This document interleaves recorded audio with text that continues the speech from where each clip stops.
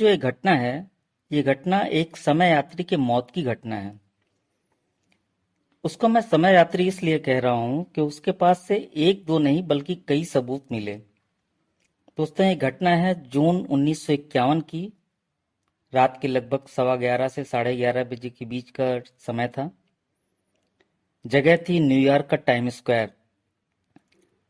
Time square चौराहे पर अचानक एक आदमी दिखाई दिया और वो आदमी टाइम स्क्वायर की जगमगाती लाइट्स और गाड़ियों को बड़ी हैरानी से देख रहा था।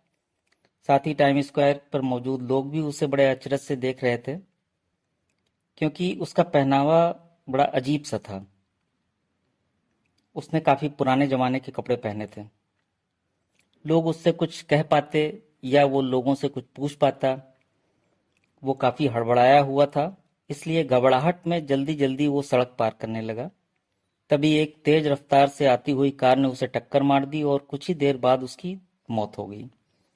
घटना की जानकारी मिलने पर पुलिस वहां पहुंची और उसकी पहचान के लिए जब उसकी जेब की तलाशी ली गई तो उसके पास से बड़ी अजीबोगरीब और हैरान करने वाली चीजें बरामद हुई, जैसे 5 सेंट के कुछ सिक्के, $70 के पुराने नोट, घोड़ा गाड़ी की देखभाल और धुलाई का एक बिल जिस पर पता लिखा था लिवरी स्टेबिल। उसके पास से डॉक्टर रुडोल्फ फेंज नाम का एक बिजनेस कार्ड मिला जिस पर 5th एवेन्यू का पता लिखा था। साथ ही उसके पास से एक लेटर भी मिला जो न्यूयॉर्क से फिलाडेल्फिया भेजा आना था और उस लेटर पर सन 1876 की स्टैंप भी लगी हुई थी। रुडोल्फ फेंच के पास से मिली चीजों से एक बात बहुत खास थी कि वो सारी चीजें थी तो पुरानी, लेकिन पुरानी होने के बावजूद देखने में बिल्कुल नई लग रही थी। इस केस के इन्वेस्टिगेशन की जिम्मेदारी कैप्टन ह्यूबर्ट वी रिम को सौंपी गई। इन्वेस्टिगेशन करते समय कैप्टन ह्यूबर्ट ने पाया कि घोड़ा गाड़ी की सफाई वाले बिल का जो एड्रेस है वो 1951 की किसी भी एड्रेस बुक में मौजूद ही नहीं था। फिर कैप्टन ह्यूबर्ट ने बिजनेस कार्ड पर लिखे एड्रेस 5th एवेन्यू जाना ठीक समझा।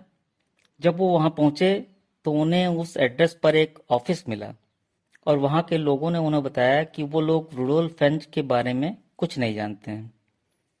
कैप्टन ह्यूबर्ट ने सभी टेलीफोन डायरेक्टरी और एड्रेस बुक को चेक किया, लेकिन उन्हें इस नाम का कोई भी आदमी नहीं मिला और ना ही किसी पुलिस स्टेशन में रुडोल्फ फेंच की कोई मिसिंग रिपोर्ट मिली। लेकिन तभी अचानक एक दिन सन 1939 की एड्रेस बुक में रुडोल्फ फेंच जूनियर का एड्रेस दिखाई दिया। कैप्टन ह्यूबर्ट जब उस एड्रेस पर पहुंचे तो वहां से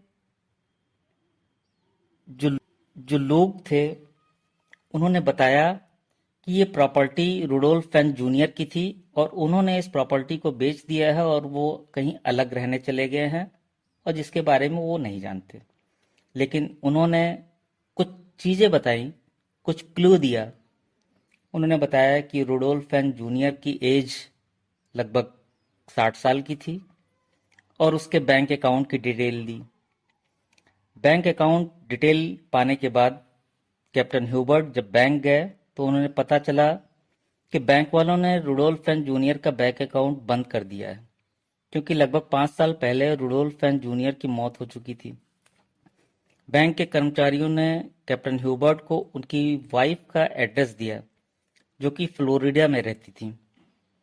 कैप्टन ह्यूबर्ट ने फ्लोरिडा के उस एड्रेस पर पहुंचकर रुडोल्फ फेंच जूनियर की पत्नी से मिले और उन्हें रुडोल्फ फेंच का बिजनेस कार्ड दिखाया और पूछा कि क्या आप इस व्यक्ति को जानती हैं।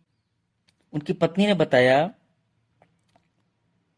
कि रुडोल्फ फेंच जूनियर के पिता थे, जो कि 29 साल की उम्र में सन 1876 में लापता हो गए थे। वो एक शाम को अपने घर से घूमने के लिए निकले थे, लेकिन दोबारा घर लौट कर नहीं आए। इन बातों को सुनकर कैप्टन ह्यूबर्ट काफी हैरान थे और अपनी जिज्ञासा के चलते उन्होंने सन 1876 की सभी मिसिंग रिपोर्ट को चेक किया और एक दिन उन्हें रुडोल्फ फेंच नाम के व्यक्ति की 1876 की मिसिंग रिपोर्ट मिल गई। इस मिसिंग रिपोर्ट में गुमशुदा व्यक्ति का जो विवरण दिया गया था वो 1951 में मरने वाले व्यक्ति से 100% मैच कर रहा था। अब इन सब चीजों को ध्यान में रखते हुए जो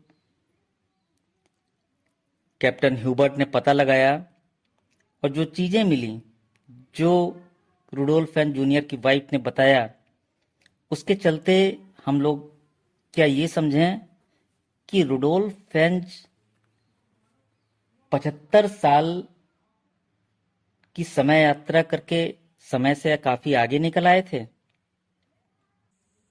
अब आप पे डिपेंड करता है कि आप इस बारे में क्या सोचते हैं। आपकी जो भी राय हो कमेंट करके जरूर बताइए। इसी तरह की और वीडियोस देखने के लिए चैनल को लाइक करें और सब्सक्राइब करके बेल आइकन को प्रेस करें।